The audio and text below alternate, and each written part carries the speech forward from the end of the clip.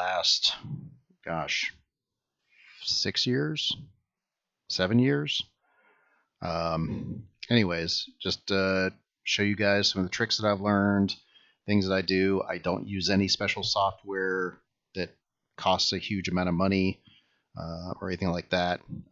As much as I would love to learn, Adobe or something like that, I just don't use it. So anyways, let me go ahead and clear this off, just some of the work that I was doing. And first thing I want to talk about real quick is just to kind of show you some of the stuff that I've done since pretty much even before the Unofficial Canon project. One of the cool things about RPGgeek.com is we've been basically archiving all the, putting in the database all the different stuff that we've released. So if you want to make sure that you have everything, you can kind of come on here to RPGgeek.com, search for Marvel superheroes, and what I like to do is sort by year published, and you can see starts with 2019. We got the Chris Tyner's Decades one-shot adventures. We got our Gamer's Handbook, the Marvel Universe Deluxe Edition, all sorts of stuff, including Andy's wonderful Imperious Rex. So lots of stuff on here so far. Let's see, that's 10 products there that has been released. Yeah, 10 products in 2019. So pretty cool. And if we keep going. Here we go. So some of the first projects that I did was the Gulf Coast Avengers Sourcebook, Gamer's Handbook of the Gulf Coast Avengers, and Project Pegasus, which I think is one of the first Unofficial Canon project things that we got, or we did. So you can likely see the improvement in quality, hopefully, over the last several years. But yeah, my Gulf Coast Avengers stuff goes back to 2013, which was fun. But anyways, just wanted to kind of make sure everybody knew that that was available, so that they saw everything that was available and everything. So, all right. So let's see. One of the first things I wanted to talk about was the tools that I use. First of all, as you probably saw, I was using Microsoft Word. That is the word processing layout stuff that I do. One of the other things that I use is Pixlr. It's free web-based art editing software. And I'll show you guys how the primary thing that I do with it, which is image isolation stuff, especially for like the Marvel file profiles or cover images, things like that. If there's an image or figure that I want to isolate, this is what I use. And as simple as it is, I also use Microsoft Paint. So those are the three big tools that I use as far as making the layout and stuff. Some of the other things that I use as far as references is, of course, the database, which, it's about 75-80% of what you need. I also use the Marvel Universe Appendix, especially for the very rare characters you don't see very often. And it's a really good resource as far as seeing, for instance, looking for all the appearances of Dreamkiller, right? I can see exactly what issues he appeared in, and it's pretty detailed information on his history and things like that. And I've got Dreamkiller up for a specific reason. I'm going to use that as a demonstration. So,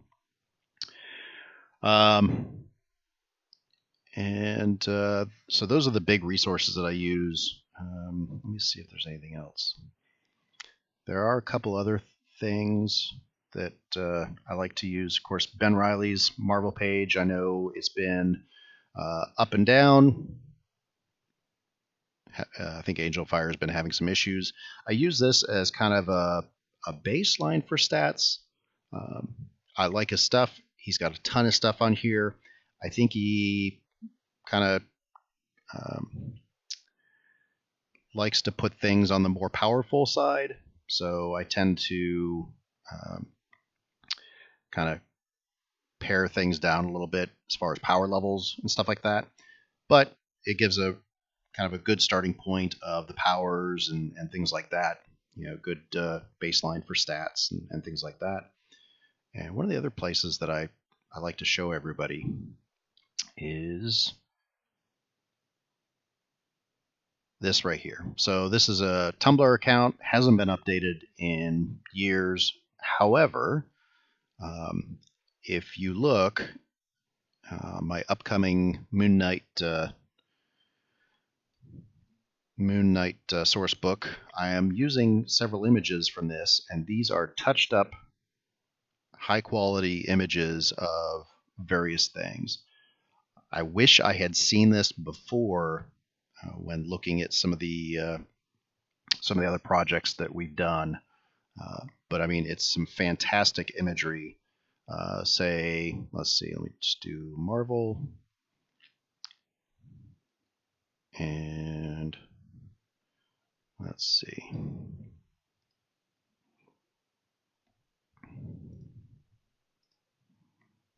Sorry, I'm popping over to Facebook. I think somebody is commenting. Oh, no. That's just George. All right. So just really fantastic touched up images of all sorts of different stuff that if you're working on a project, so for instance, I think John White is working on a Squadron Supreme book, and there is a fantastic Squadron headquarters map in here somewhere. So Gamma Base, Camp Hammond, I mean, all sorts of great stuff. Like here's a fantastic image of Kunlun I wish I had seen before working on Andy's Kunlun book. And of course, yes, I am totally stealing this stuff for my Madripoor locations book. Let's see. And for Keith, I think you're putting together Denny Hill's New Universe book. Here's a fantastic one for New Universe. There's a Mega Flight headquarters. There we go. Yeah, Squadron City. So I mean, fantastic quality. He took the images from the handbooks, touched them up, made them look great, and so they're really useful. So anyways, let's go ahead and get started.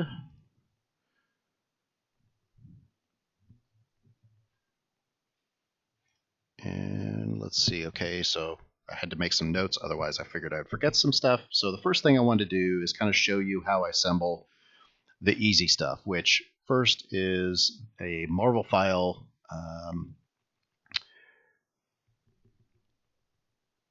And so one of the things that is kind of fun is whenever we do a Marvel file, we like to come up with some sort of theme. Whether it's, for instance, we focus on a team like the Champions, recent issue we did, or even for the anniversary issue, we chose kind of D-list characters. We're talking Daddy Longlegs and Bobcat. Those are the two that I did. So we always try to come up with a theme. And so with this one that I'm going to show you guys is the 1993 annuals, which if you're not familiar with the 1993 annuals, the 1993 annuals, they each and every issue, the goal was to come up with a new character.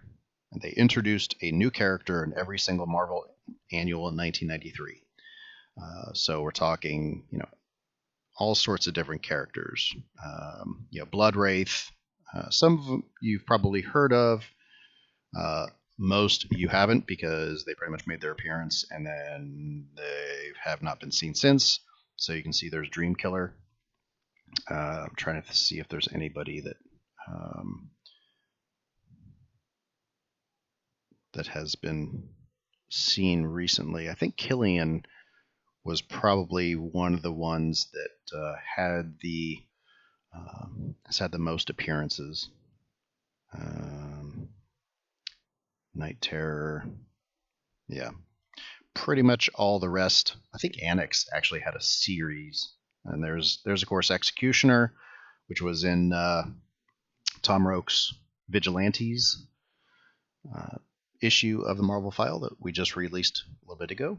And of course Adam X, the Extreme, which was in Andy's the 1990s issue. So a couple of these have already been seen and statted out for us.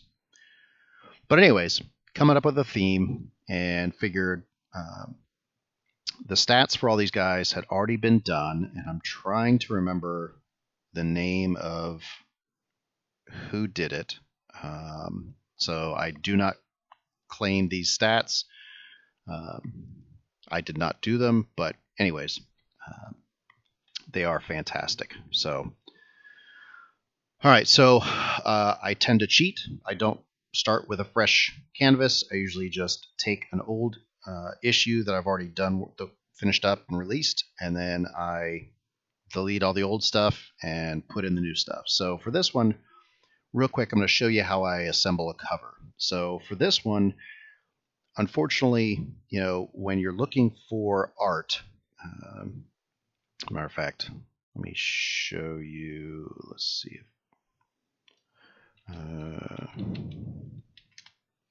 Actually, let me do this.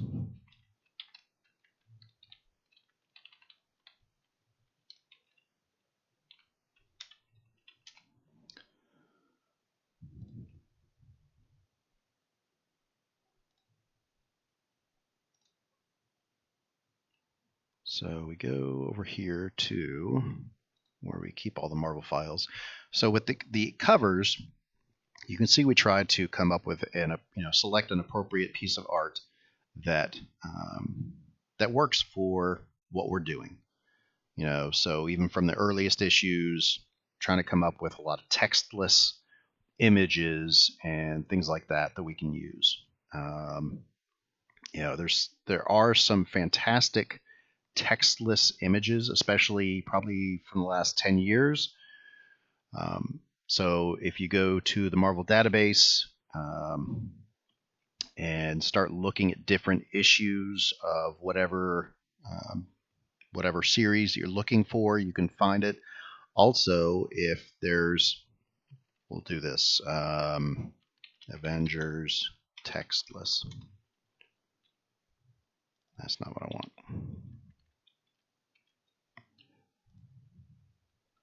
Of course, this may not be a good selection because you get all the, here we go, comic textless, there we go. Okay, so the cool thing about when you do a Google search and looking for appropriate images, you can really find a lot of good stuff. Like I said, especially from the last 10 years. If you're looking for covers from the 70s, 80s, 90s, yeah, you're probably not going to find them. You're going to have to do some touch-ups and things like that. So anyways, matter of fact, let me show you. When I was doing the Moon Knight books,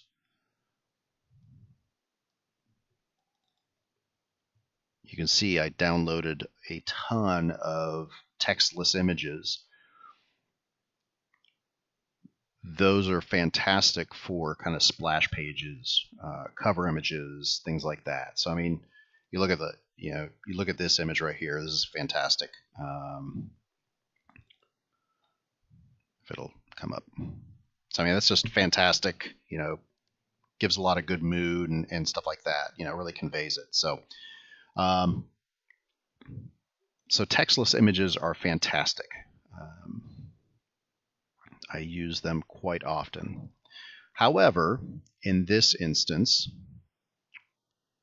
we're talking 1993. There's no cover image that's really good for covering all the different annuals and things like that. So, and we had this situation previously when we were doing, so for instance, the Defenders, we just put in a couple of example issues that the characters appeared in.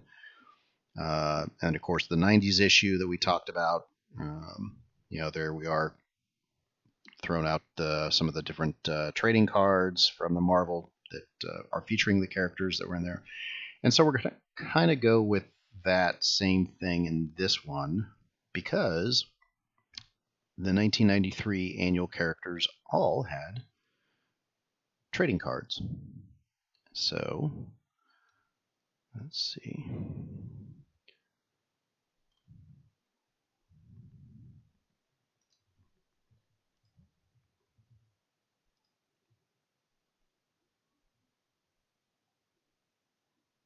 All right, can you hear me okay, everybody? I can see Andy said that my sound cut out.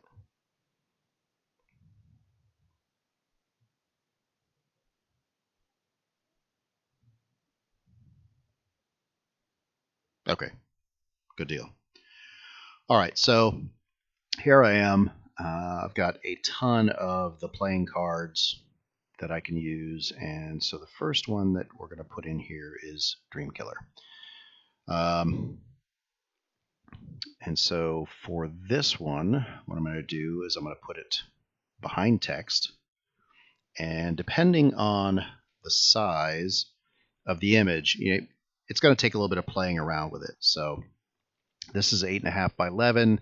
The width is 2.94. I'd like to try to do this in and get this such that I can get 3 images across. And we'll see how lucky I am. So again, 8.5 divided by 3. That's a little less than 3, so it's probably like 2.7 or something like that. And then insert picture. We'll do another one here. Let's see. Do Devourer. And 2.7 width.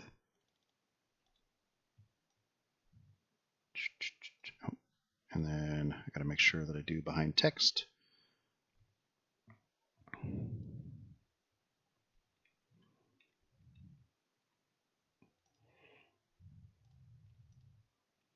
So you can kind of see that that's how I place images and stuff like that. So what I can do is take all these images, continue to populate these things in there, and until I've got it completely filled in. Now, one of the issues that I've got right now is the images behind are kind of masking the issue title, right? So what I may need to do is do a fill with some sort of background color. And let's see, maybe I can do black or dark gray or something. I can kind of see how it looks, right? And then maybe even play around with it a little bit, do some gradients, make it pop it a little bit. Or even I could do a shape outline, make it kind of sketchy a little bit.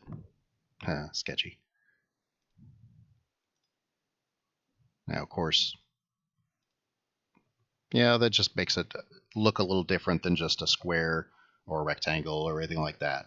So that's something that you can do to kind of make the issue title kind of stand out from the background images. If we take a look at some of the others, some of the red really stands out. We got that. Let's see. And if I go too fast, please let me know. So that one's not too bad. I'm trying to see if there's any examples of where I had to play around with it or not.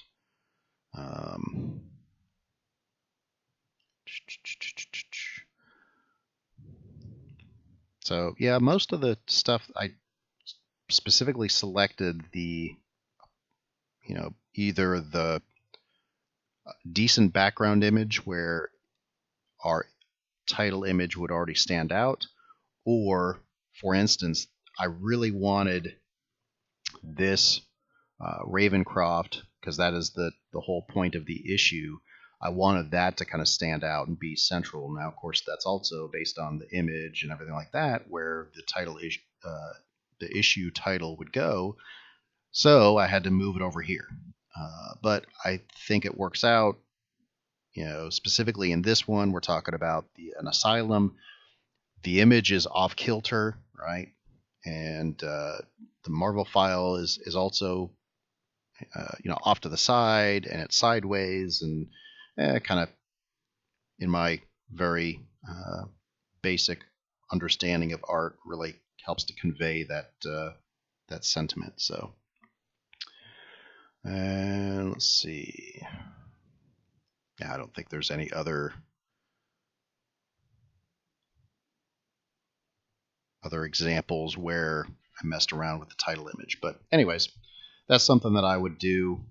Definitely have to play around with it and see what I can do with it. All right, so whenever I do images,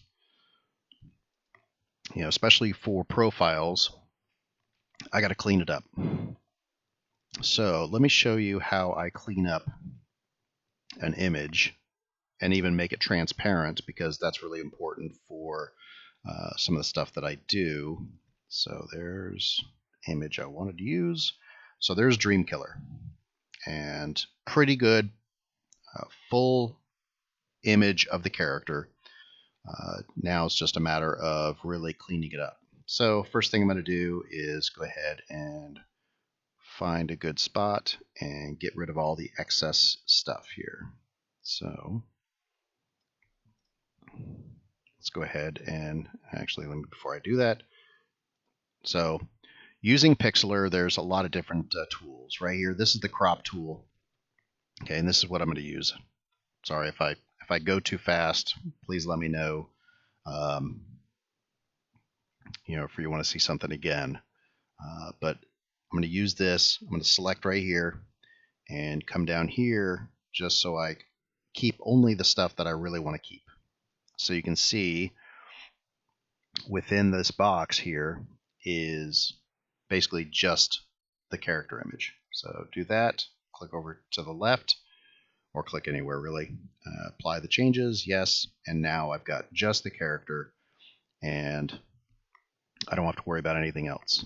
So, however, I've got all this other stuff on here. So that's why I absolutely love this, because I can use the wand tool, and what I can do is, you can see it's selecting portions of basically all the color that I'm selecting. Now, one thing I've noticed, so for instance, when I select white, you'll see that it's like right here, there's some bits and pieces that it's not capturing. And even under here, down at the bottom, it's not capturing all the way under.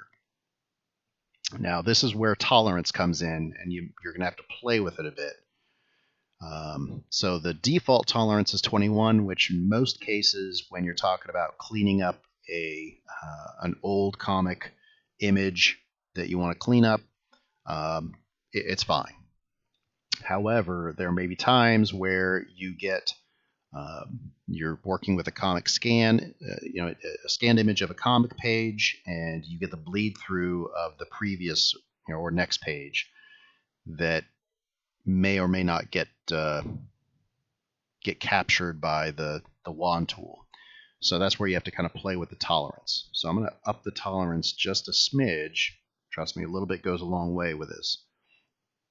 And you can see it's a little bit less. And so it's basically selecting more of the white background, so to speak. So let me do it again. Bump it up to 40 to there and see what happens. And you can see, that's about the same. So now you can see there's definitely a difference in doing that. Yeah, Necromancer, I'll tell you, this is I am by no means an expert. A lot of times I'll just use Shift, and I'll select multiple areas, kind of like what I'm doing here, because there might be some stuff that I want to keep. But yeah, I'm sure that there's much easier tools. God, I hope so, because sometimes this can be a pain. But you can see that it's actually selecting a lot more of the blue than it was previously. What this does is it clears off all the background stuff, which is fantastic. Because what I'm going to do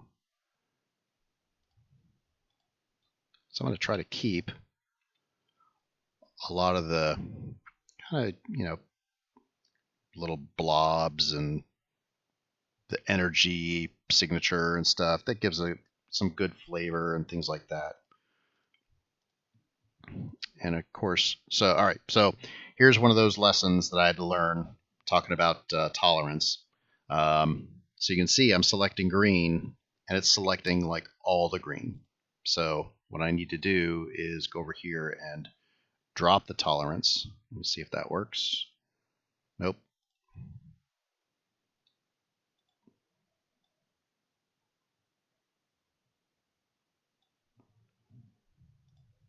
And there we go. So you can see I had to drop the tolerance down, so it was just selecting what I wanted it to select.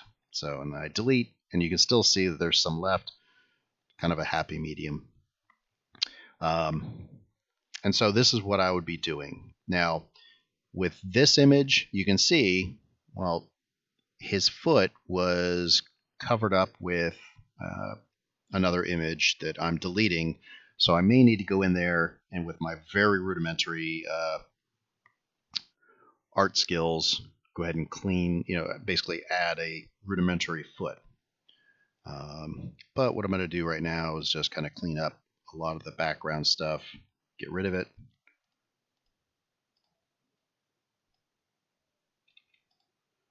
And then once I get to about 90%, I'll zoom in, go to the eraser tool, and the default is actually this 50, okay, which you can see is pretty big, right? And that's fine for major areas, right, where I'm not really trying to do fine work.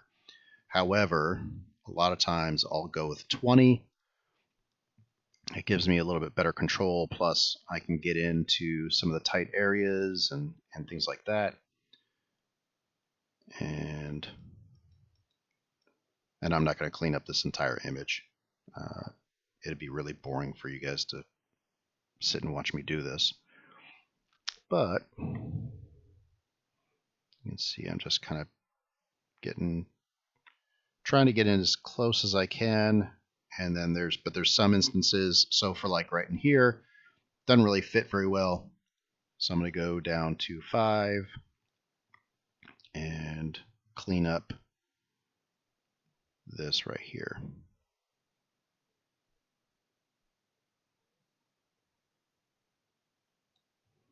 So that gets rid of that excess stuff inside his hand.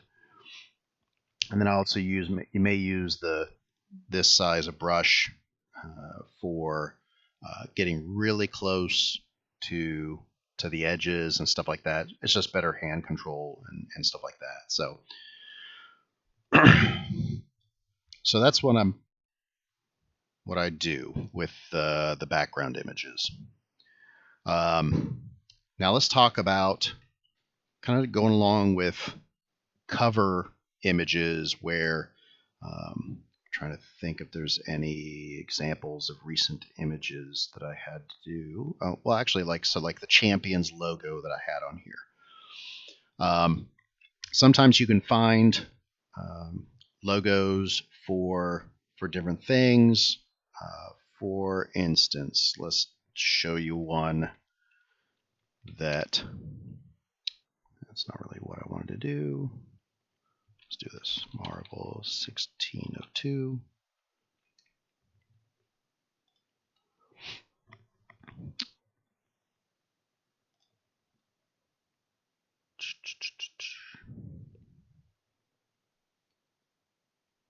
So there's a logo that you can actually use.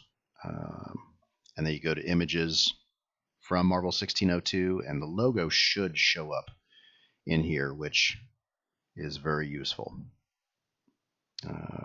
Just a matter. Yep. So there's the logo. Right. And you just get it. Not the best image, but anyways. So when we're talking about logos or other things that you want to do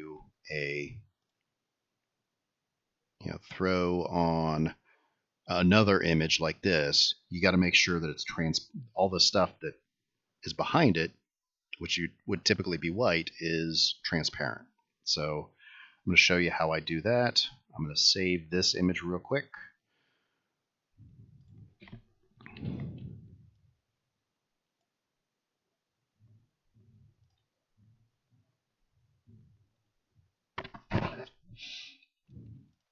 Okay. And then I'm going to open up a logo while I'm talking about it, because I want to show you guys how to do transparent. So that's actually really easy. Thank God. Let me go to projects.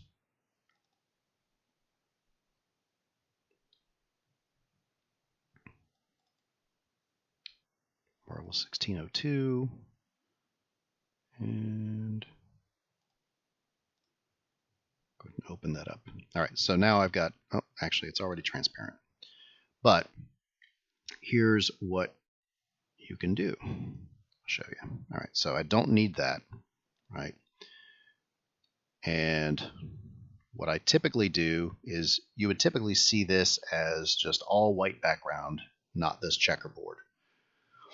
So what I would do is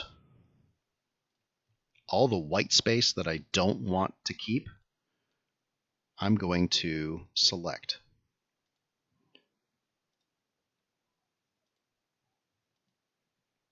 Okay, and with this, the nice thing is it's got that semi-transparent that it's kind of going around. So giving that kind of false image where it's basically a shadow. All right. So you select all the stuff that you don't want to keep. Okay.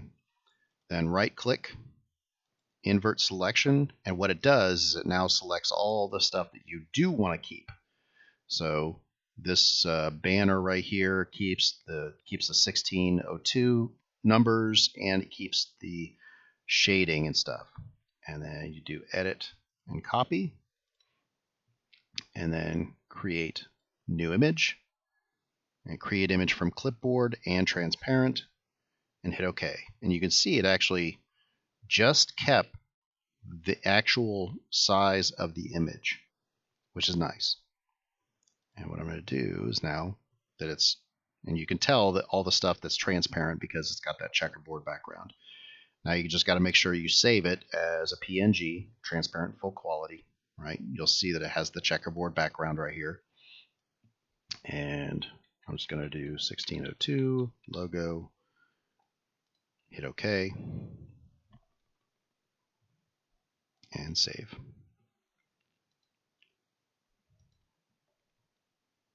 So that's how you create a transparent image, or an image with a transparent background, which is very useful. So let's go ahead and go over here. Again, I cheat when it comes to making Marvel file issues. I generally don't start from scratch. I just take an old issue and delete all the stuff like I'm doing here, as long as I don't delete stuff that I don't need to delete. Get rid of all the text and everything like that.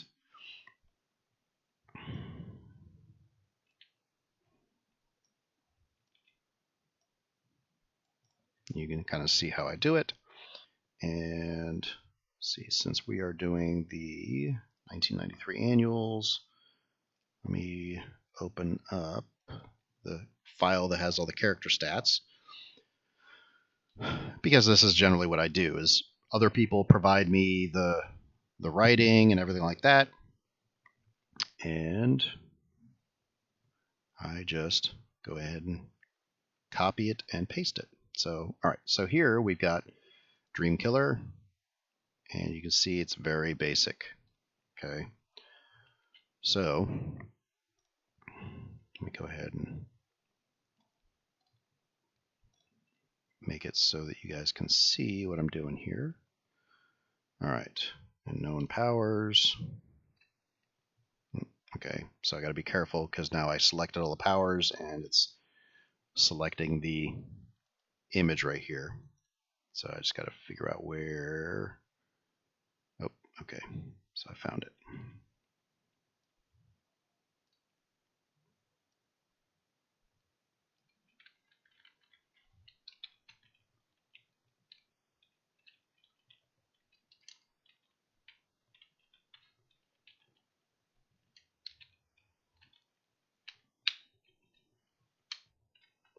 Okay, and then paste the text in there. Keep it as the, go ahead and paste it, and keeping just the text, because then it'll copy the previous, basically the base document's layout, and do that. So now you can see this is generally what a lot of times you get. Sometimes it requires a little bit of touching up with regards to giving a little bit more detail. Say, for instance, if there's power stunts that these demonstrated or things like that, you may need to go in and do that. Now we're talking about Dream Killer, and so let's go ahead and update the stats here. Okay, you guys can see how I'm doing this, and I just continue to do that, just copying and pasting the stuff in there. Now with this, for instance, this is kind of a unique one because it's actually two people, right? Dream Killer is the basically mystic embodiment from Alex Tennyson, so I'd have to put his stats in there, and I'm trying to see if there's a stat box in here that has the basic stats. Generally, sometimes I may have to go to other places or other issues and pull over stuff, or I can just keep it just like this type of stat box, the regular stat box for Alex Tennyson. But generally what I'll do is, I'll create essentially just a line of the image of the fast rip stats and put the health and karma underneath there and stuff like that. Except I would put these tabs at about, get that right.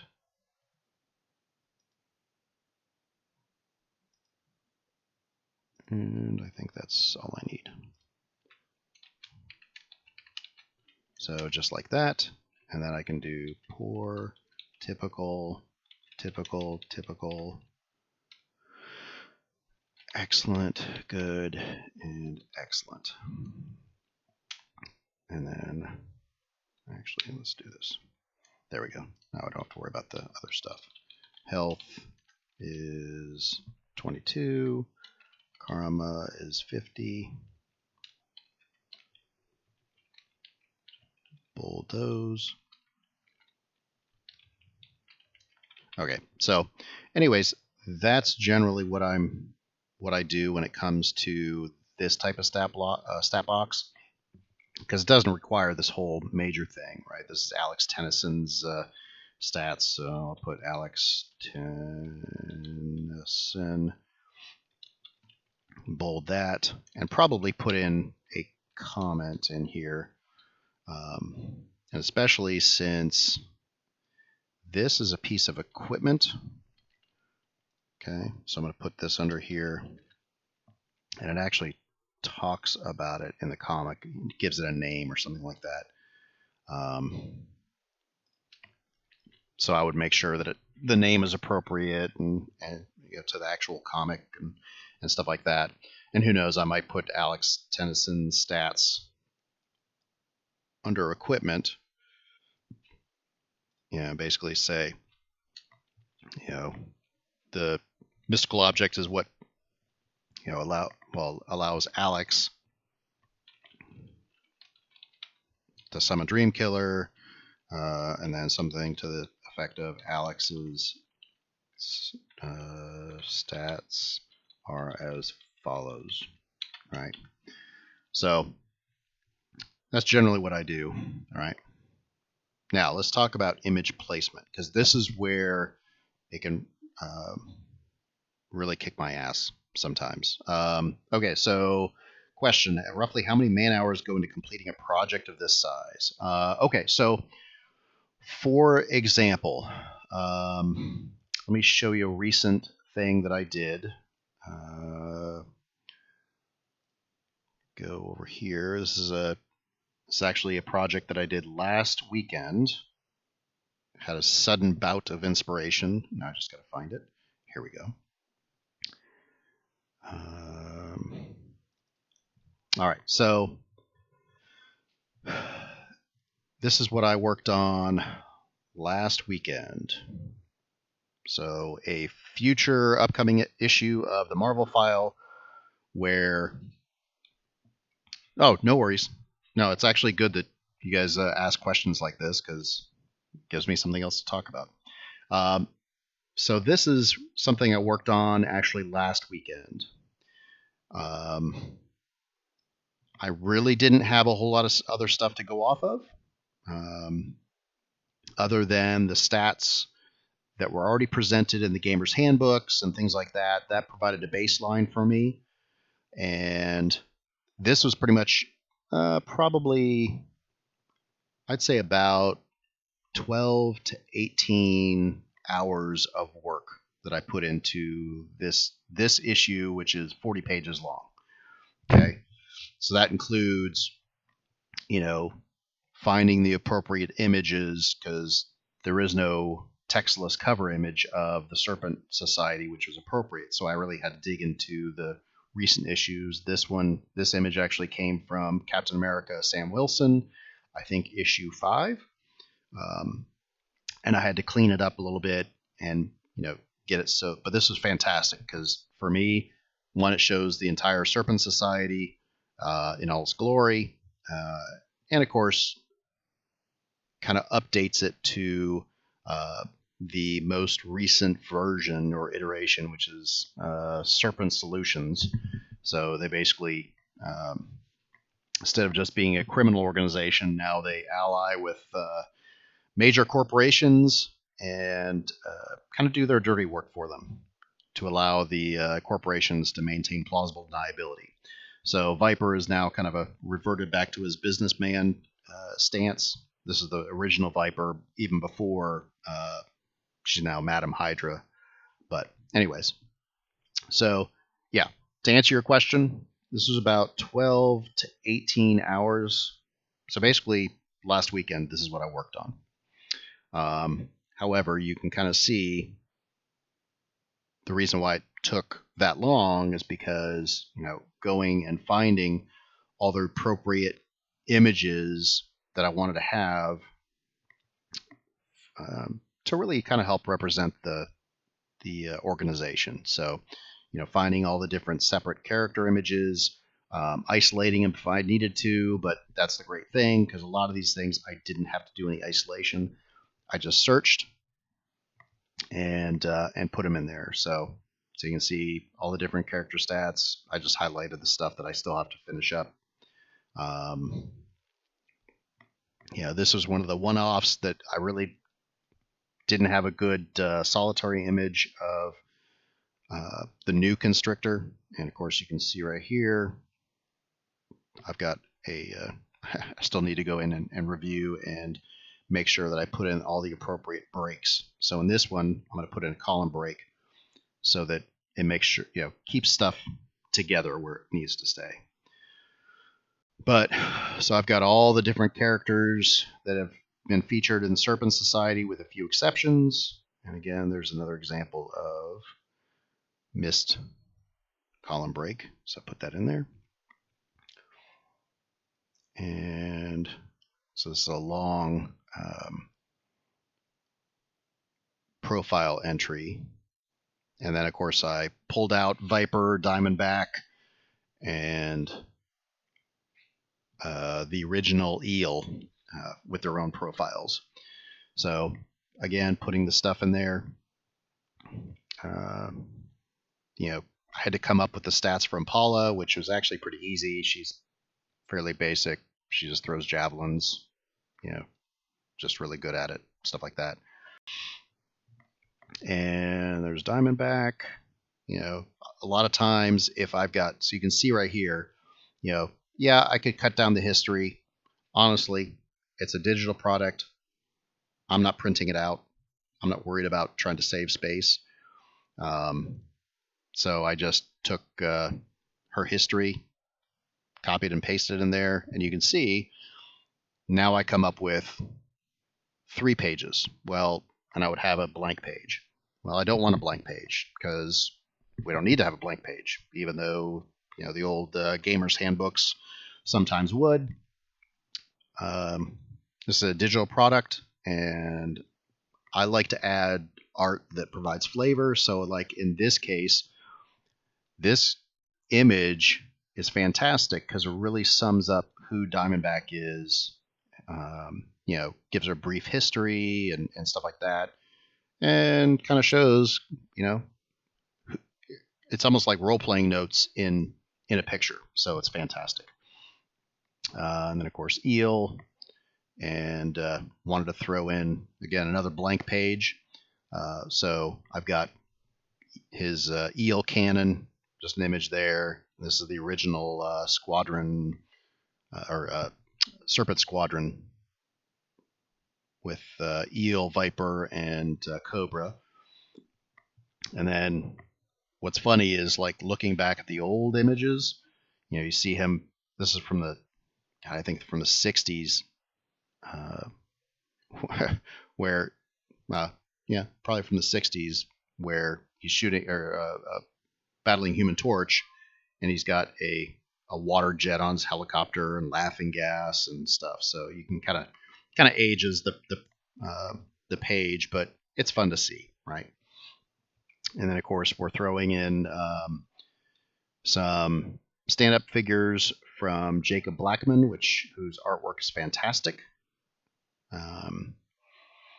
And Andy is actually working on a playing map of the Serpent Society headquarters. So just a sneak preview of things to come. So you can see adventure fold-up figures and a playable map of Serpent Citadel. This image I actually took from the old official handbook of the Marvel Universe, Serpent Society, where it just had the heads, cleaned it up, isolated the individual heads, and you can see I just played around with it with the position of them and got it so it looked like an old classic comic. So I'm going to step away for a second. My dog is scratching to get out. So hang on, stand by. Perfect opportunity for everybody to go use the restroom or do whatever you need to do. So be right back.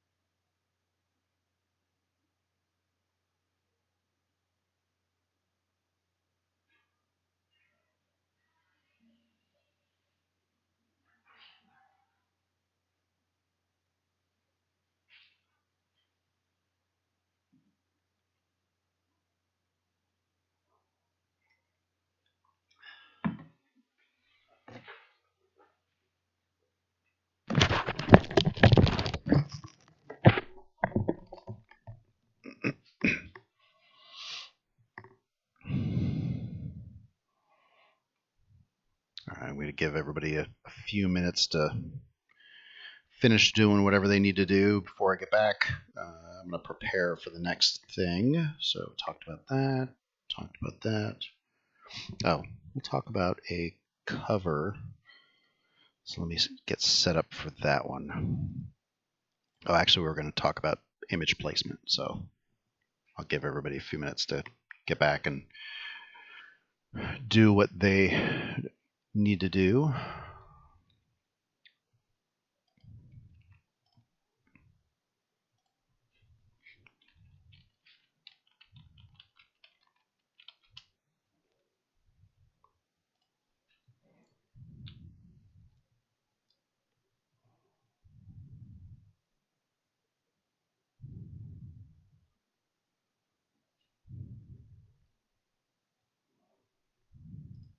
And if, again, if you guys have questions or anything as we go through here, please don't hesitate to throw it in the chat, and I will answer them the best that I can.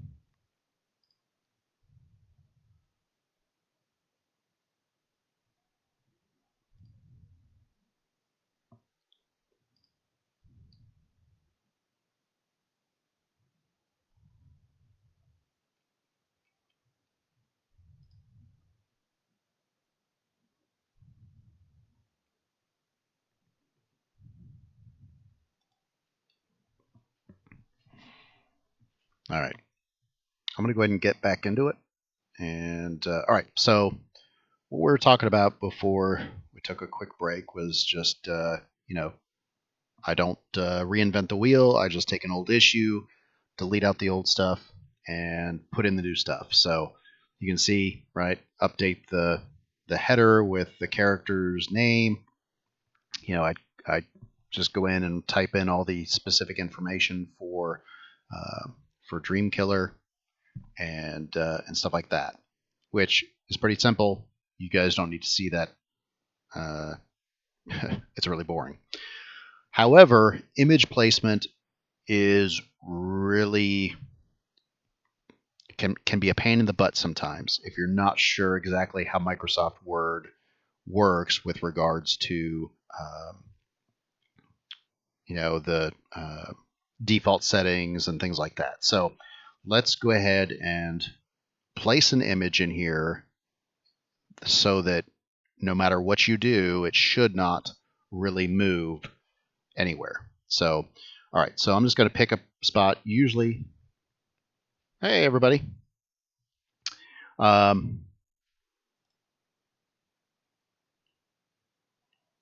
pick a spot here.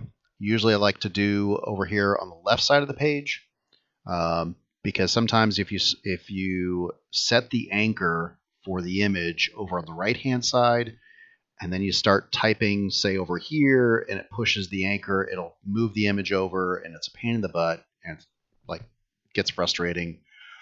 And then you got to move the anchor and all that kind of stuff. So anyways, let's go ahead and show how to insert an image. So we'll say that, I had finished cleaning up the image that I was working on. Here it is, right? Didn't change the size. It just changed, I got rid of all this crap in the background and everything like that. So you can see the default is that it sets it, because I have 3 columns set up, sets it the width to the size of the column. Okay. So, but it also does, if you go over here to wrap text, you can see the default is square, which is exactly what I want. I want the wrapping text to be square, not in line with text. If it's in line with text, then it's essentially a text item.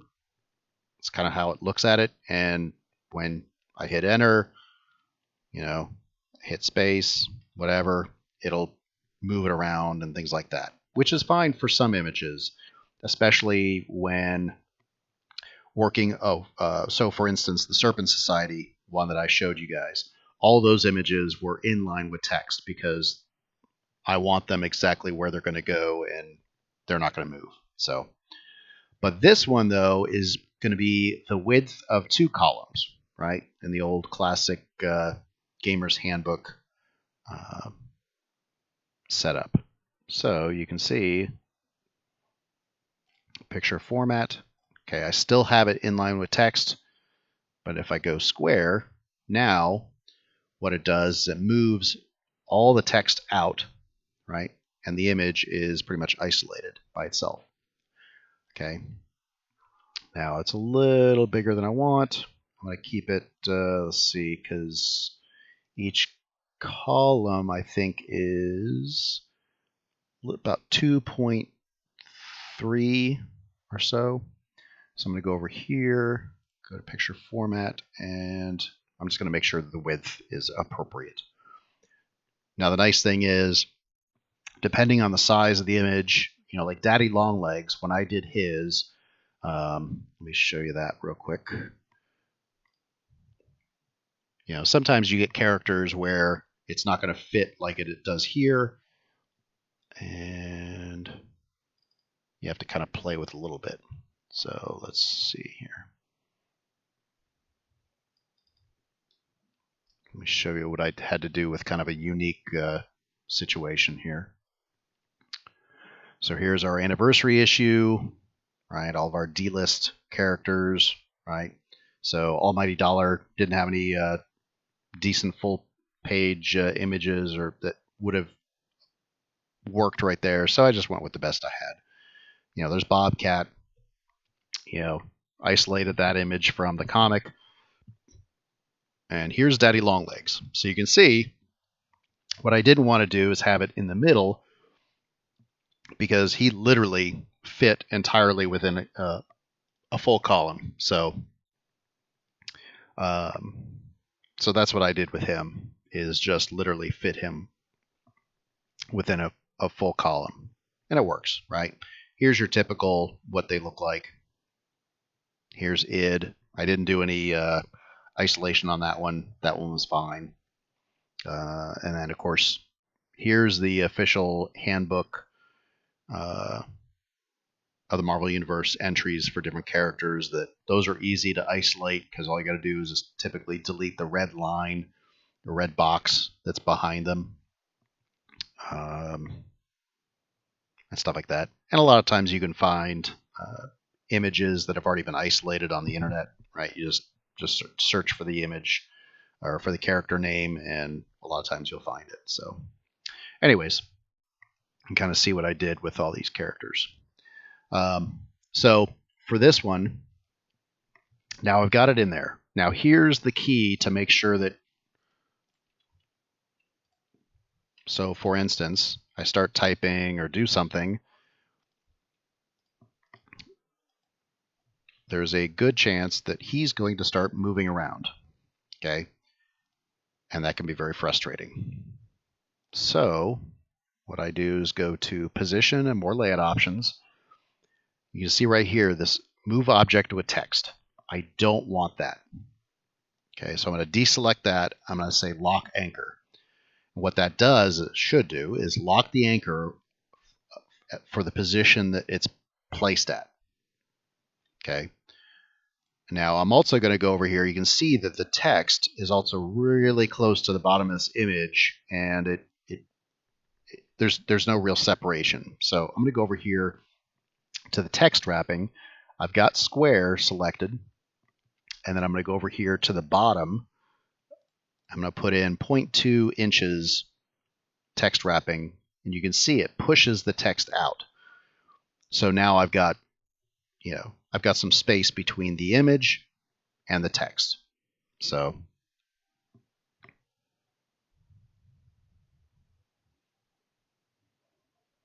all right. So that's how you place an image. You can still move it around and things like that. You can see it's doing just fine. Now, with Word, you can see that I was, as I'm moving it around, right, it's got kind of hard for you to see it when I'm trying to move it, but you can see the green line right here. That's basically saying, hey, that's where you're positioned at the top of the margin, text margin. So you're in line, this image is in line with the top of the text over here. So that's where I want it, and that's where I'm going to leave it. So this would look a lot better if this had the all the stuff isolated and everything like that. It looked a lot more closer to what a gamer's handbook entry would look like. But anyways, that's one of the most challenging. Well, that was one of the most challenging things to figure out. Biggest problem to solve was how to make it so that the images didn't move around as I'm doing additional layout work and things like that. And it still sometimes moves around, but a lot of times I'll just cut it. So I'll select the image, select cut, and then I'll place the anchor somewhere else. So right there, and I move it back, and there we go. So that's generally what I do with the images. So let me go ahead and save that. Okay. So real quick, we're going to go over doing a little bit of cover work for a regular project. So let me pull up the next thing that I was going to do.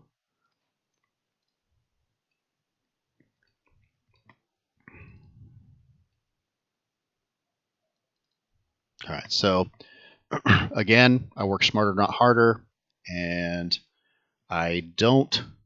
A lot of times, I'll just take the images or files from previously used stuff and delete all the project-specific stuff and keep all the stuff that I want to keep. So, for instance, this has. It's kind of hard to see. Let me make it. There we go. So, this was from the Moon Knight source book. I cleared all the images, background images, text boxes, and all that kind of stuff, logos, things like that, and just kept the generic stuff that I needed to keep. So for this one, let's do something here. This is going to be my Marvel 1602 cover. So let's go ahead and insert pictures. Now, here's one of the challenges with this project specifically is that there are not any really good, clean, as in textless, images that I would want to use for this project that really represents it overall. Okay. So, what I kind of have to do is make do with what I've got. So you can see there's a lot of different selections here. But what I may do, let me see. I thought I had. Let me see. I thought I had saved an image. Did I save it in here?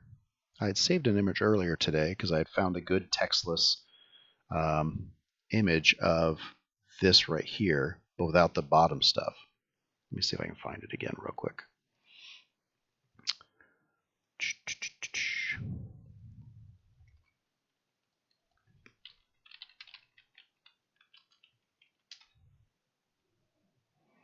Okay, so you can see I did Marvel 1602 textless, and just looking through the different images here. Let's do this here. All right. Because I had to search for the artist specifically. So it's Scott McCowan.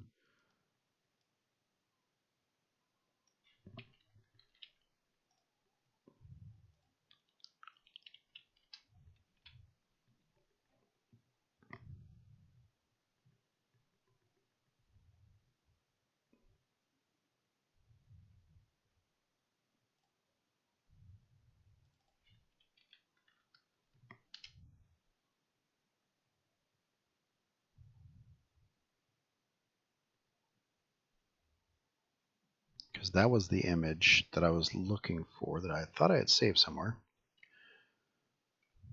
Let's see.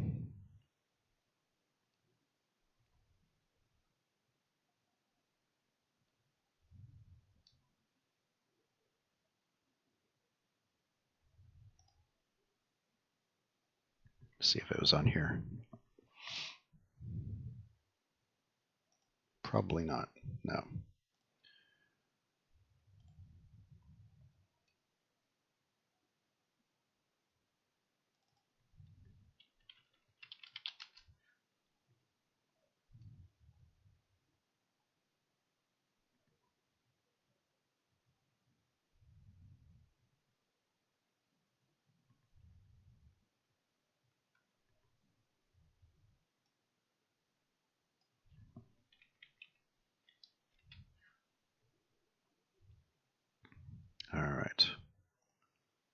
Here we go. So here's the image. This is what I was looking for. All right, so let's do this. Save image as.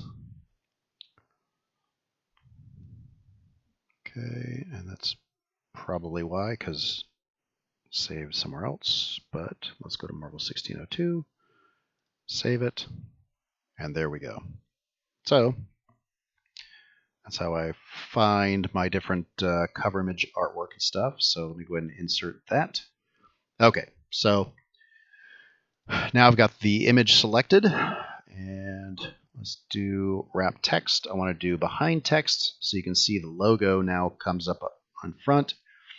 And however, this is going to be an interesting one because it's wider than it is taller, and I'm working with an 8.5 by 11 document. So let's see what happens when I change the size to 8.5. And I'm going to, okay, oh, should be 11. There we go. All right, so you can see, so now it's 8.5 by 11. Now the cool thing is, since it is wider than it is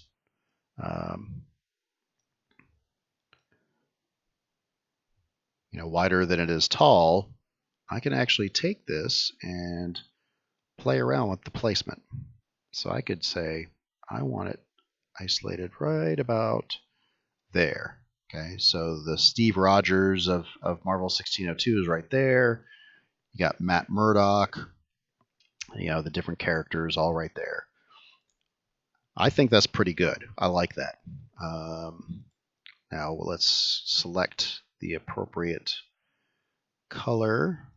Okay, I like the white against this background, really stands out.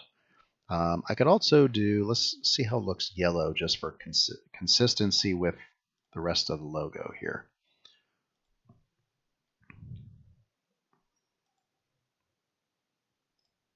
So the yellow looks pretty good too. Now, I've got that in there. Yeah, I could. Technically, yeah, you're absolutely right. I could, because it probably would fit appropriately for a wraparound cover. So that's why I keep you around, Andy. Those good ideas. All right, so now let's go ahead and insert that logo that we did. And there's our 1602 logo. And now the fun thing is when you do square, the squirrely thing is you can see that I'm trying to pull it down, and it doesn't. It's not going to have it, right? It gets stuck up on the bottom margin, and I don't want that. So what I'm going to do is put it in front of text, and now I can just move it freely wherever I need to. So I'm going to put it all the way down at the bottom. Maybe I decide that's where I'm going to put it, or I put it right here. That does kind of stand out pretty nicely. I don't want to cover up anything that's vital. Don't necessarily want to cover up the faces or anything like that, but that's something that I can do. And a lot of times I will go back and I will tweak these things, the size, so I might make it a little bit smaller and center it. You can see where it's centered. That's the nice thing about it, is it tells you when it's centered. Now the thing about this is I can't, one note, right? So this one is pretty easy. So I go to shape, format, align, and center. It's already centered. However, the Marvel Superheroes logo here, I can't center because you've got this right here, which kind of sets it off a little bit. So what I need to do is I'm going to try to center it such that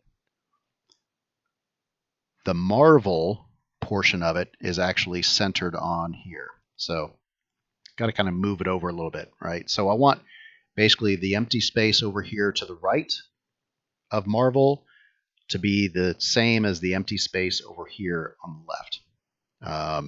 So just one of those nitpicky things that I like to try to make sure that I do so that it's pleasing to the eye, I guess, or at least pleasing to my eye. So right now I've got my, our branding in there. I've got the series in there. I've got the logo, and then now it's just a matter of, am I going to do this 1602 source book like we tend to do with everything? Feels a little unoriginal at this point. Do I do, Marvel 1602? One of the great things is I can go and take a look and look at other covers and see if there's any inspiration. Do I want to do Marvel 1602 and maybe do the Marvel in the same font as 1602, very old style, so that it's consistent.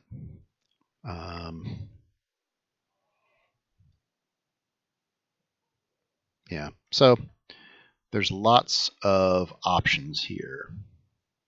So, there's some more images, things like that. But one of the other things that let's just say, for instance, we are going to do Marvel 1602. So I got to figure out where to put this. Maybe I'll put it right here and insert text box. Okay, text box is my friend, especially when we're talking about covers. It is a huge tool to be able to use and be able to put your text anywhere you want it. You can do all sorts of different things with it. Change the font and color and border, all sorts of different stuff. So let's just do Marvel. Okay, and let's bump up the font size a little bit. Got to play with the text box size here. All right, now let's find a reasonably appropriate font.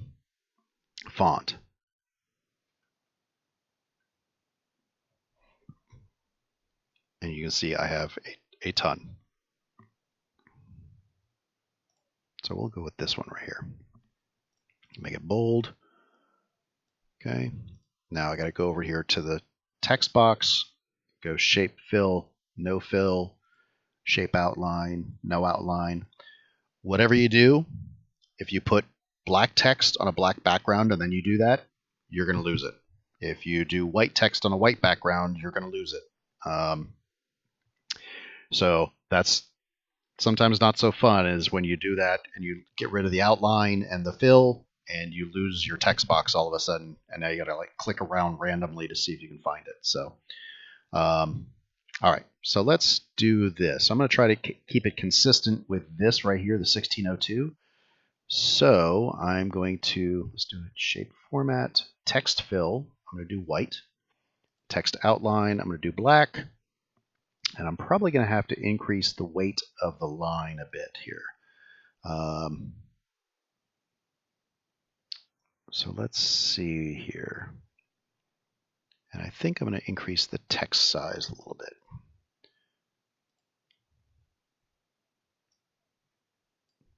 I think that's pretty good for it. And that's what happens sometimes, is you grab the wrong thing. But that's easy. I can just hit undo.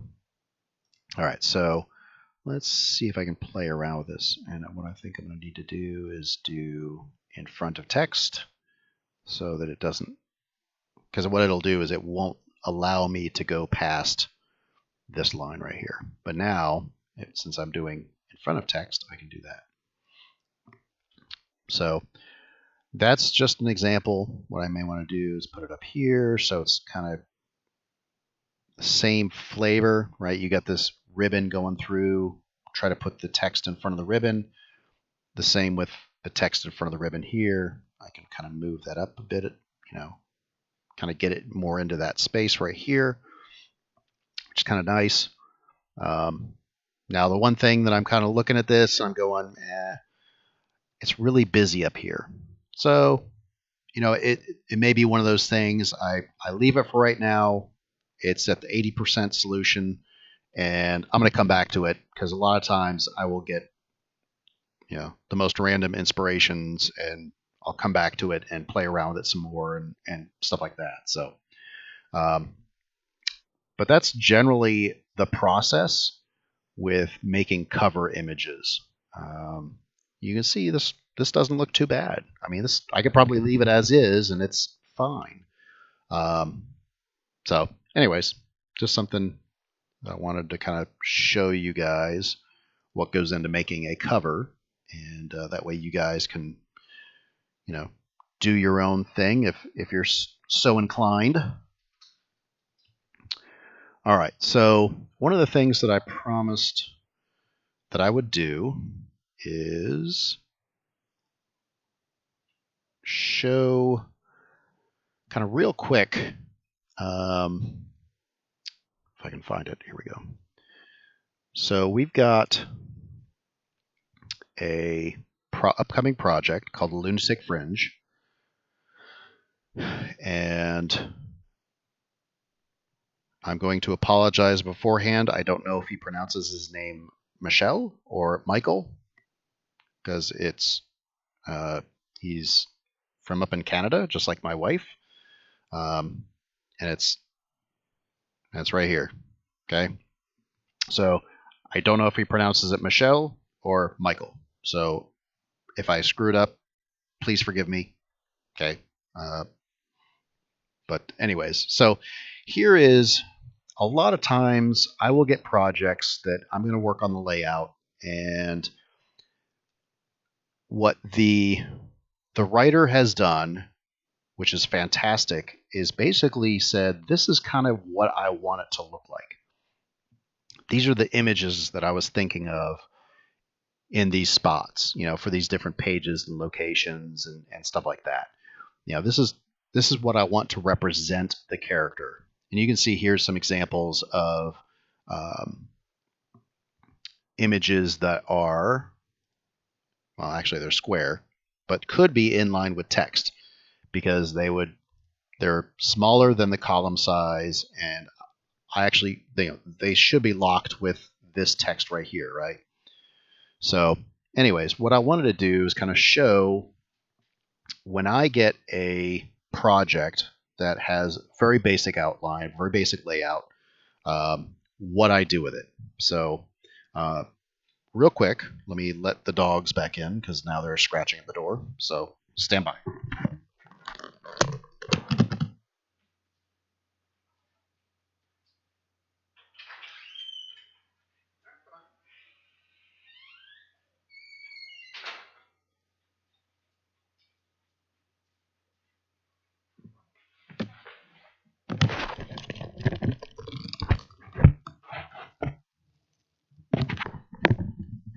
Alrighty, I'm back, everybody.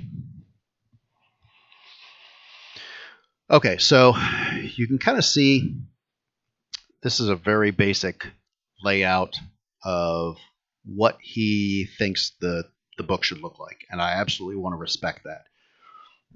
What I usually like to do is take what is given to me and just improve upon it. Work some finesse into it and things like that. So, for instance, when I got Andy's Imperious Rex project, had a lot of the images in there pre-selected, and general breaks and things like that. But then it's just a matter of taking it and really taking the images that he wanted, and in some cases isolating the character out from the background, or just selecting a better quality image. Working on the product placement a little bit, things like that. So that's kind of what I do. So let's play with this one a little bit and kind of show you what I do when I get just this basic layout. So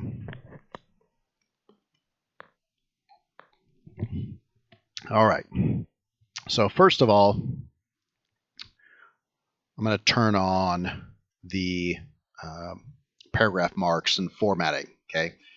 Because if I don't have that on,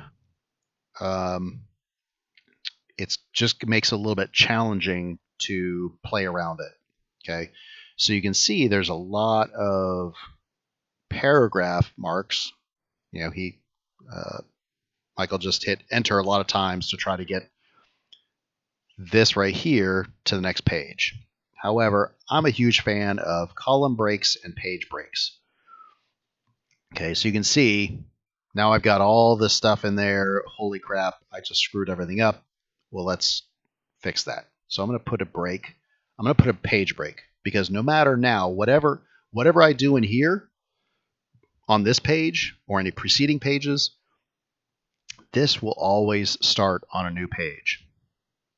Okay, so that's usually one of the first things that I'll do is kind of figure out where are my page breaks. Okay, obviously at the beginnings of chapters. Okay, so let's do this. Delete, and so you can see I'm just deleting a whole bunch of enter marks. Okay, then page break, and now it places it there. Okay, and the reason I like column breaks and page breaks instead of using enters, because sometimes Word does some wonky things, and just on occasion it may feel like it, you know, tweaks the things a little bit and thinks now everything has to shift, and it just shifts everything out of whack, and it's screwed.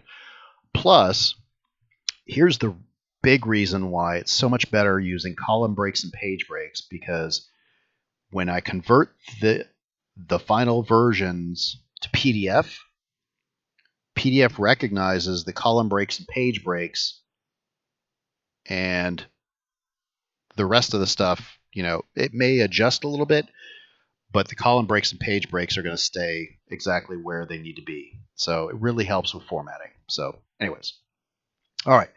So here's what we've got. So we've got basically 3 different sections on this cover page. Now, what I may do is I may actually say, hey, we're going to insert a splash page. Let me see if I can show you an example. Kind of what I'm talking about. So speaking of Andy's project, let me get to the final version of that. Kind of show you what I like to do here. I just got to pull it up.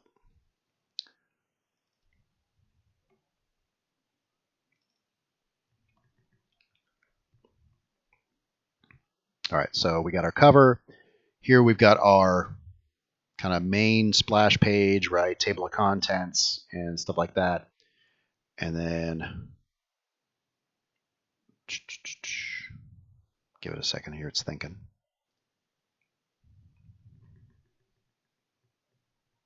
Okay, and then it goes straight into the introduction. Now, I've already got the credits on there, right, by Andrew Goldstein. However, we do have his legal disclaimer here that, and this is the generic legal disclaimer for our projects. Okay, what I normally like to do is place those at the bottom of the image or bottom of the page, just to kind of get rid of them. Well, I don't say get rid of them, but just to put them there, because that's the last thing people are worried about reading. So, all right, so here's sometimes where we got to figure out what do we want, right? So I've got, like I said, I've got 3 sections here. This I'm going to cut. I'm going to delete all these. Okay. Now with the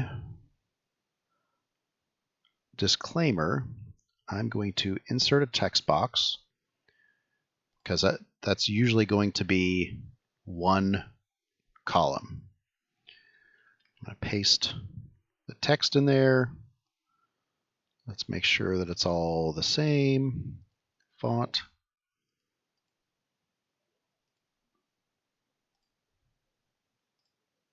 Okay, Helvetica 8. Okay. I don't want that. Let's see.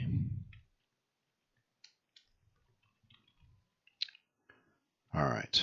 So now that I've got that, let's go ahead and play around with the position of it. So he's already got the page numbers in here, but what I want to do is I'm going to lower the page number down. Okay, I'm going to take it down to the 0.2 inch position. And then he's got this page outline on here, which I'm not sure. Okay, so instead of having the page outline, I'm just going to delete that. Okay, I can worry about the page stuff later. So what I'm going to do here is, all right, now it looks like our margins are set up so we have a 1/2 inch on either side. So that means I want to make sure that my text box, if I'm going to center it, I want it to be 7.5 inches. So that gives 1/2 inch on either side of the page. And then what I can do is align center. Again, I don't want it to move with text. I want it to fix position on page. Go more layout options.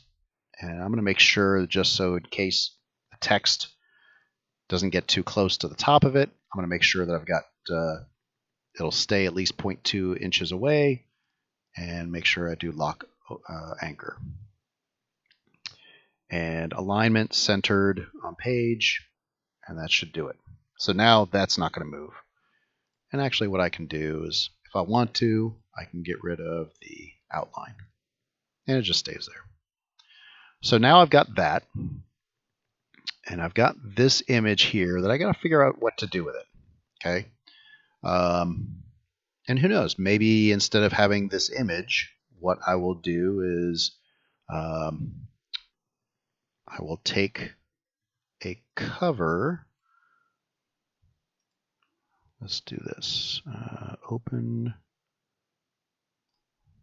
Do the 1602 cover here.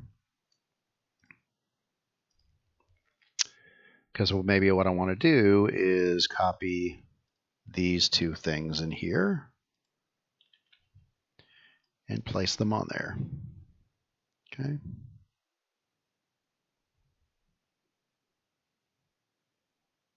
And I can play around with the position later on. So now what I need to do is, and of course that's what happens is, okay, go to picture format and position, more layout options. I need to lock the anchor on those things. So now when I hit enter, it'll move it down. Then what I want to do is center. Oh, and now okay. What I'm going to do is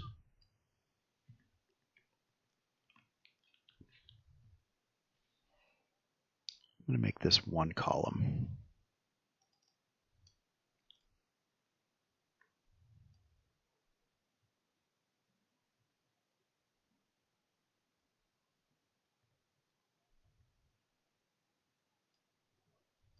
Let's do this.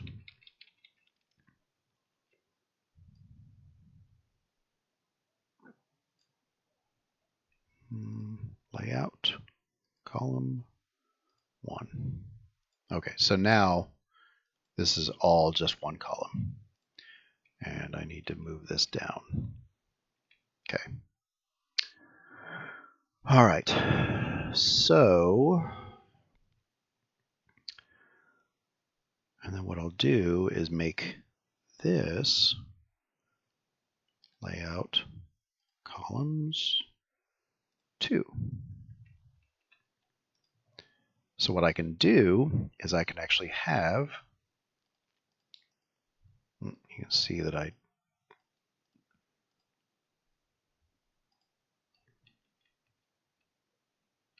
there we go. So now what I've done is I've created this right here, this line, the title line, which let me go ahead and increase the font here, make it big. Okay.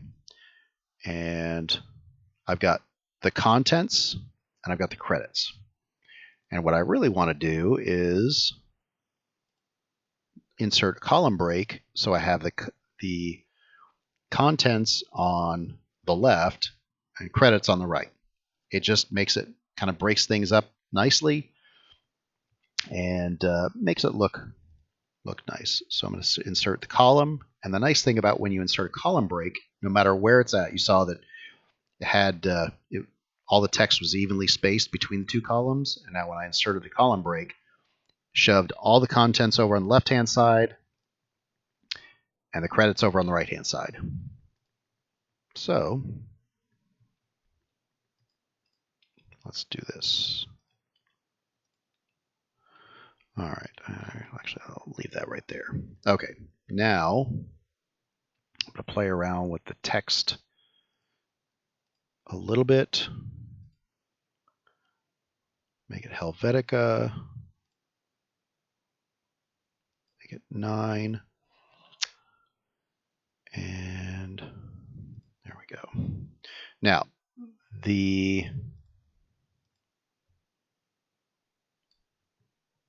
fun part when you're doing contents, let's go ahead and increase the font size there. Make that match. Okay, so now my credits and my contents, those things match. And then I go over here to the contents, table of contents page or section. And what I want to do is I want to be able to provide the ability to have, you know, a nice lines that go across. And so I can have the page numbers over on the right-hand side of the column. So what I'm going to do in here is I'm going to go ahead and insert a tab. Okay.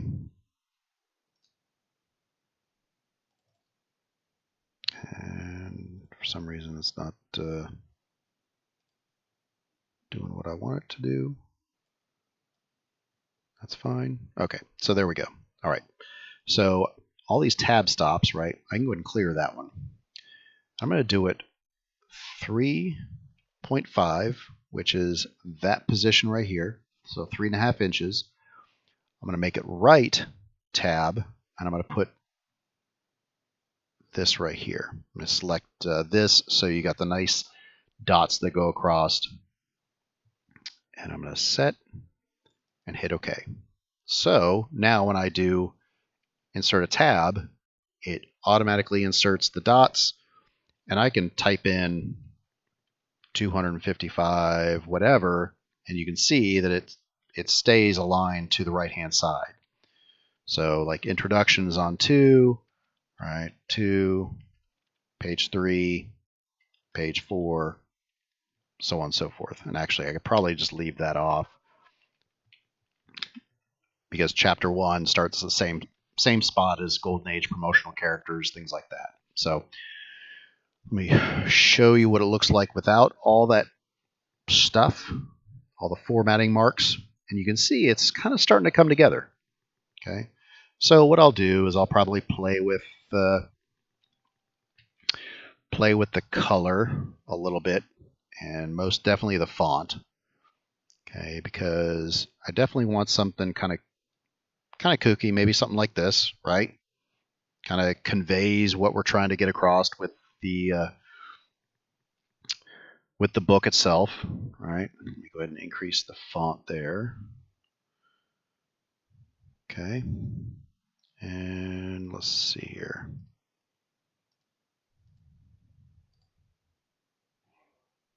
Let's see what happened.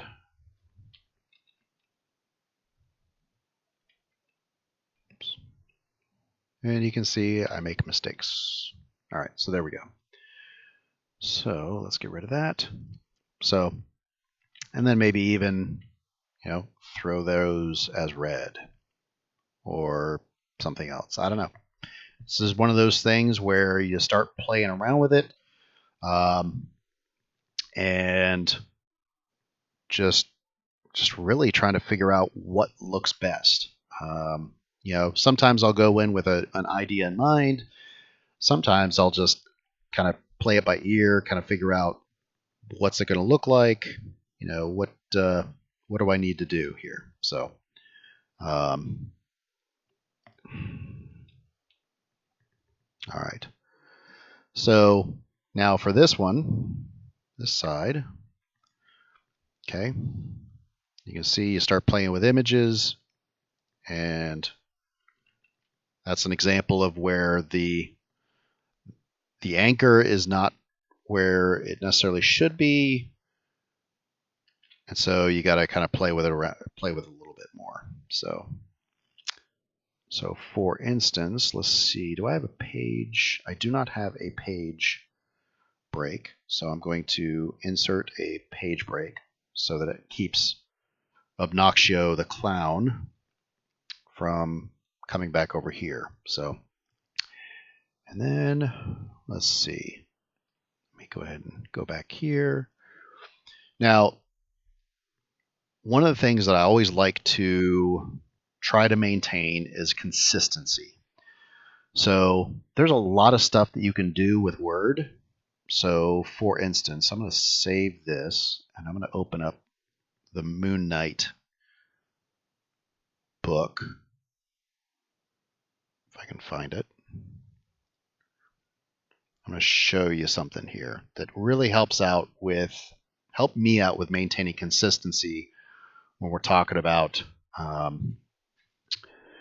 the font sizes, font formatting, all that sorts of stuff. So here's the stuff for the Moon Knight book, right? And you can see what I did here. Okay, so now you can see the introduction and Chapter 1 Moon Knight are all the same size. And if I go to Chapter 2, you guys are getting a sneak preview of the Moon Knight source book that is currently in review before it gets released.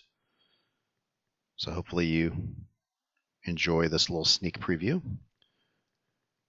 And then I go to Chapter 2, and it's all the same. And the reason why is because what I did is I established styles.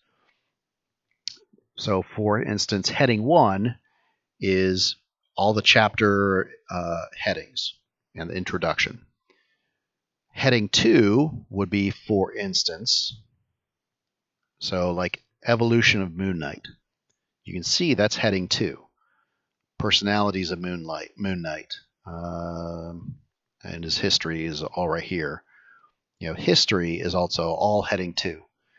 So the easiest thing to do is once you establish a certain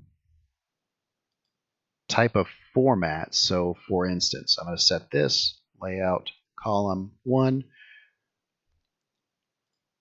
I want it to be centered. I got to get rid of that. I'm going to go ahead and set paragraph spacing after it just to 6 points. Okay, I want it to give that little space underneath. And you know what? Maybe I'm going to have all the chapter headings this same font. So AR Darling. I'm going to have them all red and all. Let's see. Let's find a good. Yeah, 36. I like that one. So what I can do is see if I can remember how to do this.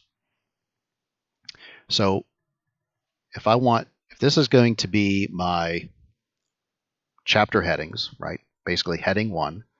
What I can do is I can right click up here on heading 1 and update heading 1 to match selection. So for this document, and this document only, every single time I go in here, and so I do, let's see what happens. See, look at that. It just automatically creates that. I'm going to go ahead and do that same thing to there. And you can see now it's kind of playing around. I may have to adjust. Yeah, it's just because of the pictures are moving around and stuff like that. So, so let's do this. Layout, columns 1, home. It's already centered. Let's get rid of that. So now it's every single chapter heading and everything like that are going to be the same. Okay.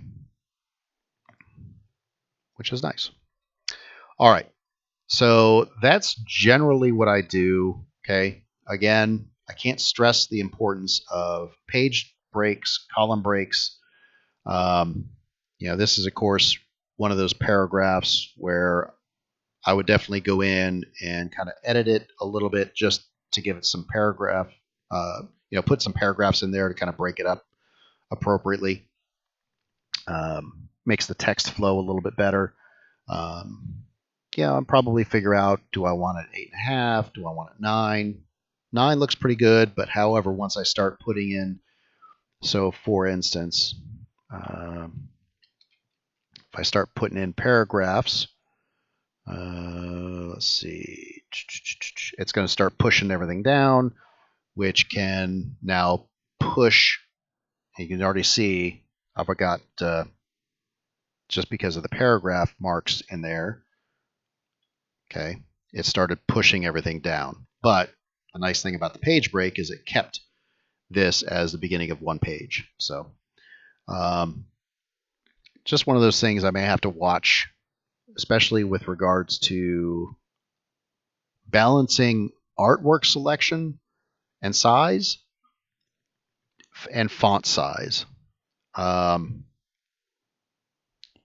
lot of times it's just kind of trial and error, kind of seeing what works, what doesn't work, things like that. So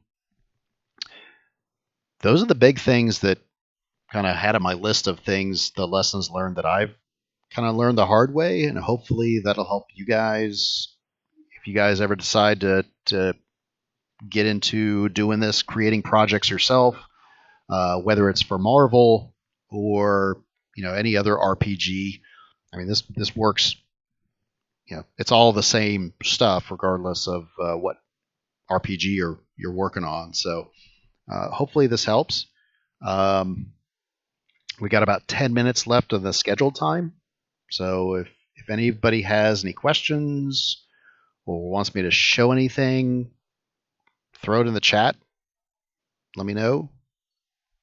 I'm happy to try to help you guys out and see what we can do. In the meantime, the next 10 minutes, I'm just going to play around with this a little bit, show you guys, kind of continue to work on this a little bit. Okay, so this should be getting saved on Twitch. So talk about putting a copy of this on YouTube. Hang on, let me think. I think I am streaming this, but I think this should save as a historic video on Twitch, so you can kind of see it. I don't know. This is my first Twitch broadcast, so I'm not the most familiar with it. I'll see if I can figure out a way to put it on. Oh, okay. Yes, thank you. That's good information. I definitely want to see if I can download this, and then I'll see if I can throw it up on the Marvel File YouTube account. So we'll see what we can do. So thanks for the heads up on the 2 weeks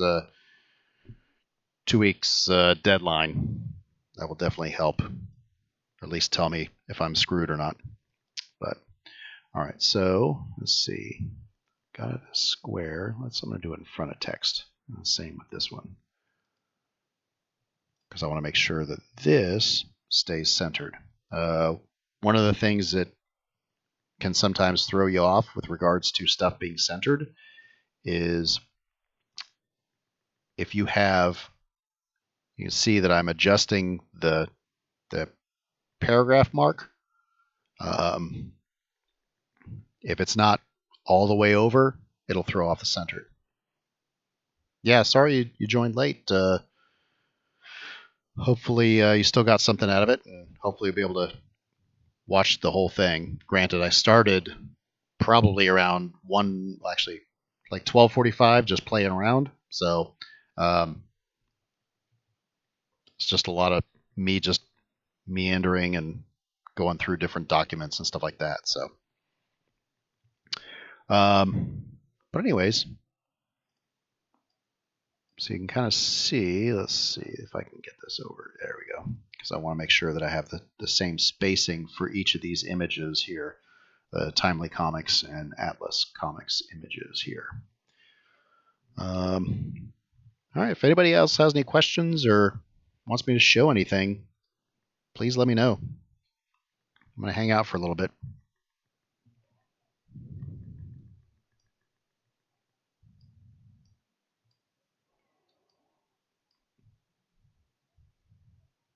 So this is one of those examples of an image that I would probably try to clean up.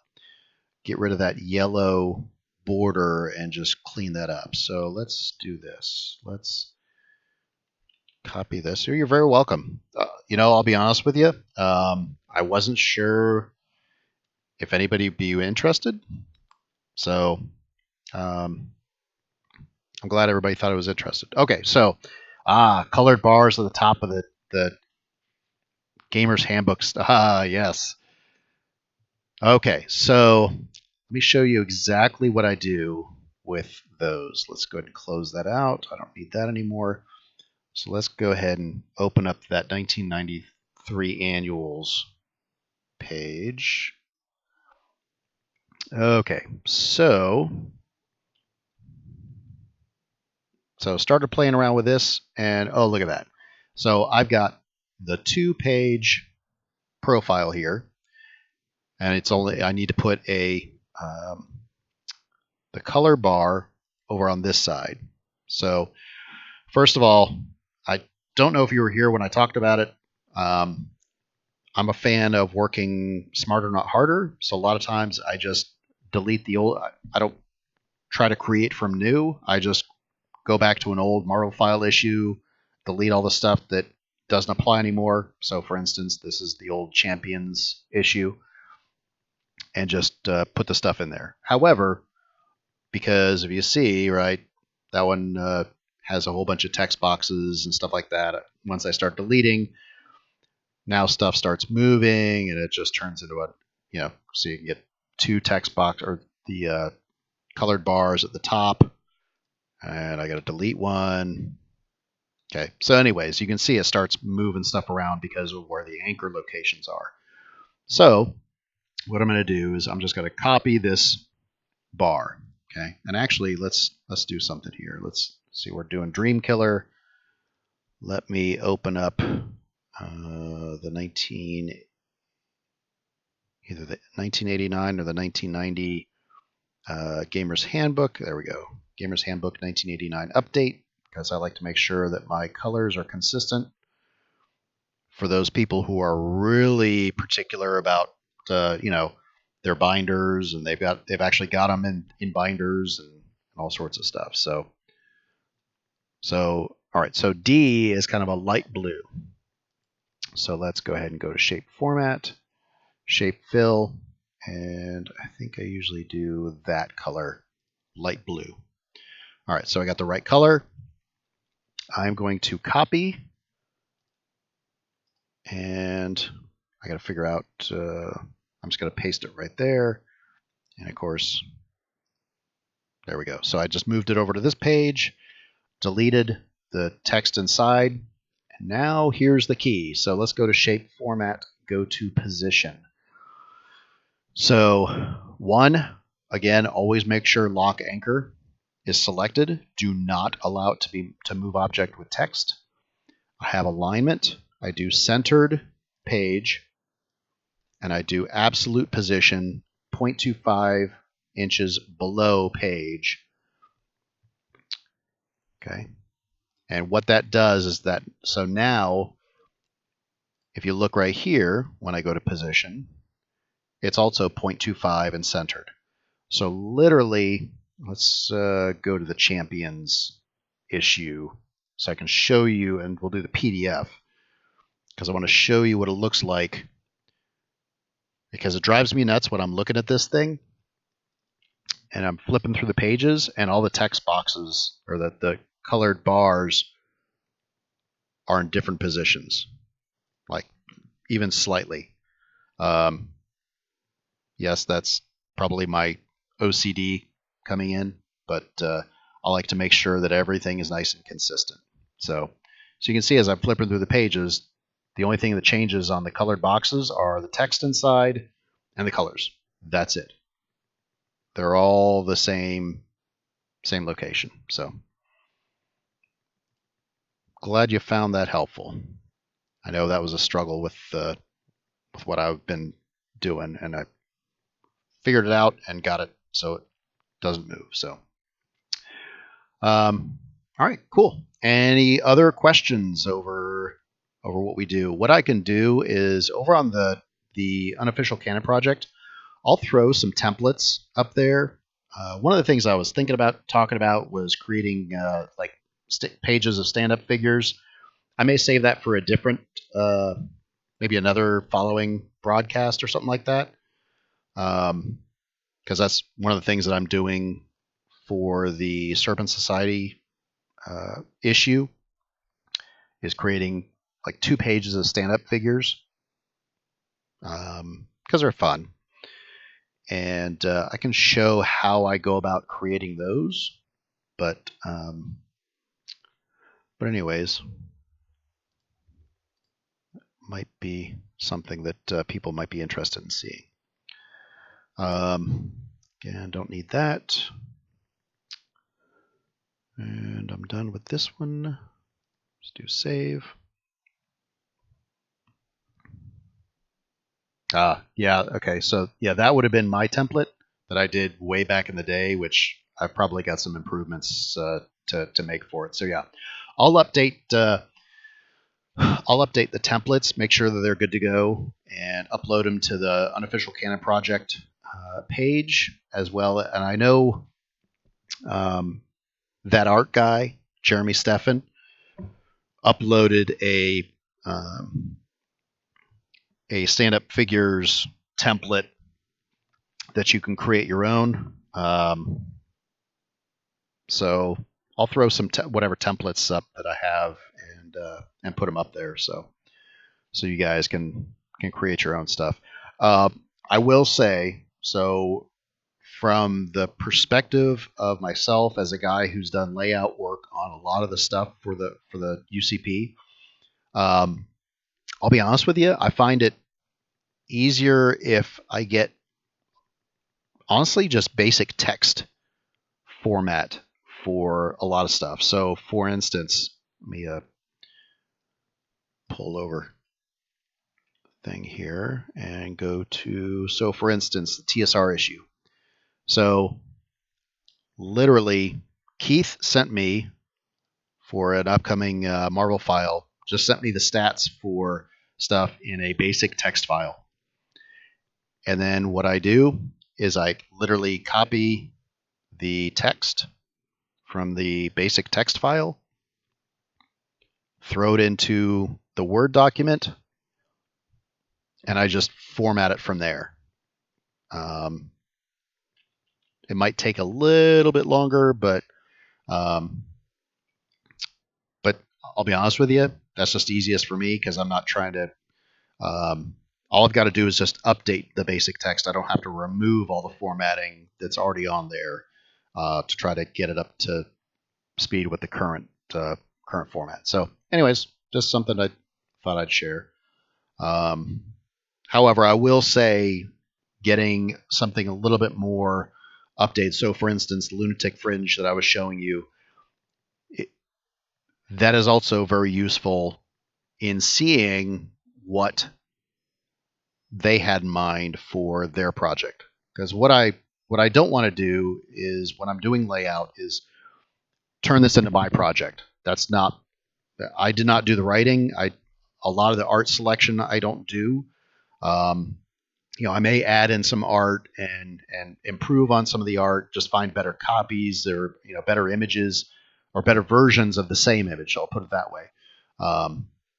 But other than that, I don't do a lot of modifications and things like that. I mean, like the stuff Andy provides to me to do the layout work, and even Keith, um, are already like really fantastic. So all I do is just do some minor tweaks and adjustments and kind of make it flow a little bit better, and that's about it.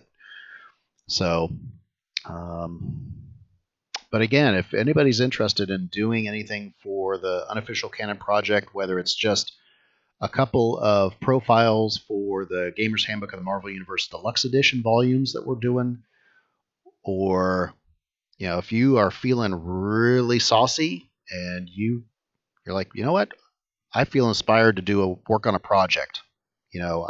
I'm really familiar. I really like. So, for instance, John White is doing Squadron Supreme. Yeah, yes, Andy, definitely indexing. I'll talk about that in a second, but don't let me forget. So John White's doing Squadron Supreme. He's doing a source book on them. That's one of his favorite comics, and so he's going to do a source book on them. So hopefully this helps, whether it just inspires you or anything like that. Yeah, absolutely. With your sci book, I know that we had talked about it before. So please don't hesitate to reach out. Here's the thing: the Unofficial Canon project. Holy crap! You would be surprised by how much interaction and assistance and everything like that we provide each other. It's a fantastic group that have really come together, and we're very supportive of each other, because guess what? We're doing this stuff all on our own time, and we're not making any money off it. So it's something fun that we do. So if you're interested, come on over to the creative team. Join up. The only thing we ask is, if you're a member of the creative team, that you're actively doing something. It could be something as simple as just working on a couple of profiles for the deluxe edition of the Gamer's Handbooks, or a couple of profiles here and there for Marvel File issues. We've got some of those coming up.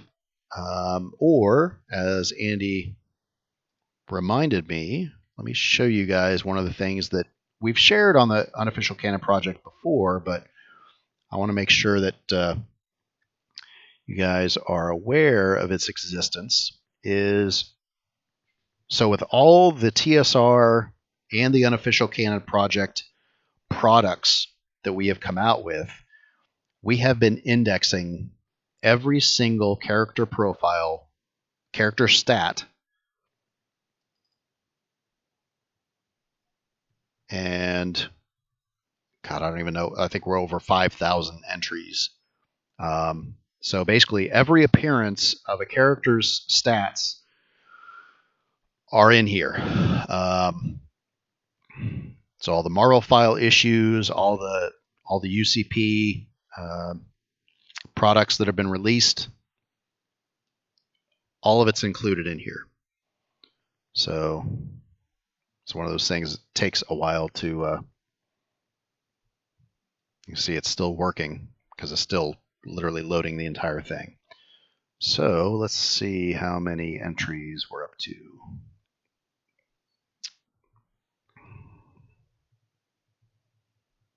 Oh, almost 6. Holy crap! Almost 6,000. So, however, it's just Andy and I doing this, and you can see the update log here. So last things that were done were, like, Andy added the Power-Pack Sourcebook and the Old West Sourcebook. I added the Marvel File issues, Infinity Warriors, and Lewis's Deadpool Corps book. And it takes time. So even something as simple as that will allow you to keep admission to the creative team group and stuff. So, anyways, please, if you're interested, come on over to the creative team Facebook group and let us know what you're interested in helping out with or working on yourself. And again, we really help each other out. If you got questions or you're not sure how to do something or you're not sure about something, throw a question up there. We'll kind of chat it out and kind of figure out what's the best way to go about it. Because, I run into, I think, the same problem that everybody else does, which is scope creep, where, I've got this much stuff and I'm like, oh, but this would be cool to add in too. And it goes this big. And then I go, oh, let's add in this too. And it gets this big and it just keeps growing and growing and you never finish the project. So I've gotten to the point where I've had to be talked off the ledge, so to speak, and just say, all right, you know what, let's get back to the core of whatever project we want to work on and do it that way. So, all right. Well, listen, I've gone 10 minutes over what I said I was going to. Hopefully everybody thought this was useful. If you guys have ideas for additional